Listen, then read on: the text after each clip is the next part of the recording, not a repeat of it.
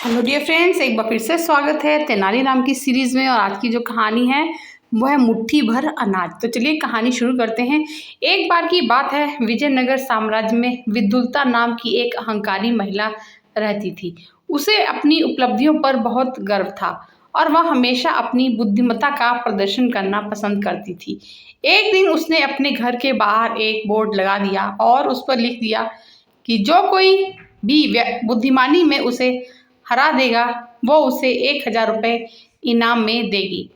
कई विद्वानों ने उसकी चुनौती को स्वीकार कर लिया, लेकिन उसे हराया नहीं जा सका। फिर एक दिन जलाऊ लकड़ी बेचने वाला एक आदमी आया और उसके दरवाजे के बाहर जोर जोर से चिल्लाने लगा। उसके चिल्लाने से चिढ़कर विद्युलता ने कहा, चिल्लाते क्यों हो? आती हूँ, बताओ कितने की दोगे ये लकड़ी? उस आदमी ने कहा कि वह उसे मुट्ठी भर अनाज के बदले में अपनी जलाऊ लकड़ी दे सकता है। वह सहमत हो गई और उसने कहा कि जलाऊ लकड़ी को पिछवाड़े में रख दे।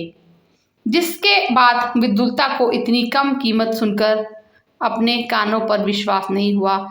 तो उसने कहा कि तुम क्या लोगे इन लकड़ियों का? अब आदमी ने जोर जोर कर कहा कि वह समझ क्यों नहीं पाई कि उसने वास्तव में क्या मांगा। फिर उसने कहा कि यदि वह इतनी सी बात नहीं समझ सकती तो उसे अपना चुनौती बोर्ड उतारना होगा और उसे 1000 सोने के सिक्के देने होंगे। क्रोधित होकर विद्युलता ने उस पर बकवास करने का आरोप लगाया। विक्रेता ने कहा कि यह बकवास नहीं है और चूंकि वह उसकी कीमत नहीं समझ पाई है, इसलिए उसे हार मान लेनी चाहिए।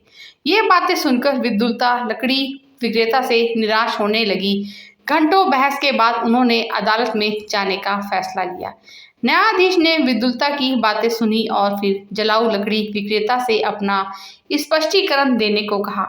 विक्रेता ने बताया कि वह मुट्ठी भर अनाज चाहता था, लेकिन विद्युलता उसकी बात समझ नहीं पाई और उसने दोबारा लकड़ियों के दाम के बारे में पूछा, जिससे ये साबित होता है कि विद्युलता उतनी भी बुद्धिमान नहीं है जितना वह अपने आप को समझती है।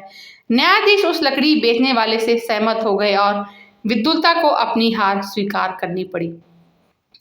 उसने लकड़ी बेचने वाले को 1000 रुपये इनाम स्वरूप दे दिए। फिर उसने सोचा कि लकड़ी बेचने वाला मेरा बेवकूफ़ नहीं बना सकता और उसके बारे में खोजबीन करने लगी।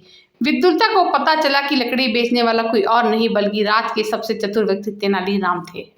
तो ये थी हमारी आज की कहानी आपको कैसी लगी कमेंट में बताइएगा। तो मिलते हैं एक नई कहानी में। Thanks for listening.